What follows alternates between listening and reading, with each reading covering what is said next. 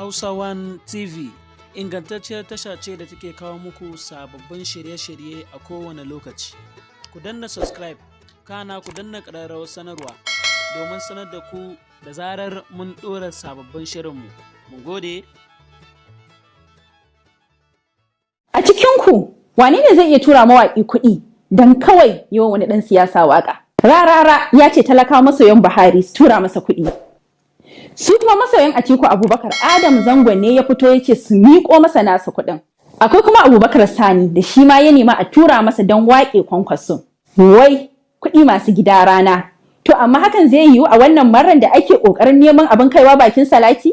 Yanzu kuma da tafiya ta fara nisa, mota ta ɗau hanya, direba ya gama sauya giya, sannan mawaƙa su fito suna neman kuɗi da za a yi wa waɗannan hamshaƙan 'yan siyasa waƙa? Abin tambaya a nan shine waɗannan manyan mutanen da za a yi wa waƙa, shin talaka ne ya kamata ya bada kuɗinsa da musu waƙa ko kuwa su ya kamata su ɗau nauyin abinsu da kansu? Amma dai ra'ayi riga, shan koko ɗaukar rai.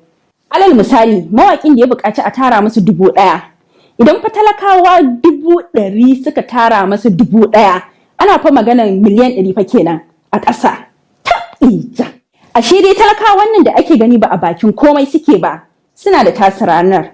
Wataƙila ma za su iya ɗaukar nauyin takarar wani mutum da ba shi da ko sisi, ko kuma su magance wa kansu wata matsala da ta addabe su. Kamar yadda wasu mata a wani ƙauyen jihar Jigawa suka yi kukan kura, suka yi karo-karo na naira dubu-dubu suka saya wa kansu motar da za ta kai su asibiti lokacin da suke naƙuda. Ashe idan talakawa suka haɗa hannu wuri guda, za su iya kawo sauyin da ake bukata da kuma taka muhimmiyar rawa wajen ci gaban kansu da ma ƙasa baki ɗaya. Bari dai mu koma kan batun kuɗin da mawaƙan nan suke neman talaka su tara musu. Shin wai me za a yi da waɗannan kuɗi?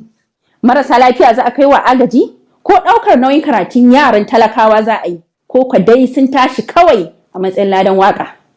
Muna dakon ra'ayoyinku dai a comment section. Hausa One TV ingantacciyar tasha ce da take kawo muku sababbin shirye-shirye a kowane lokaci.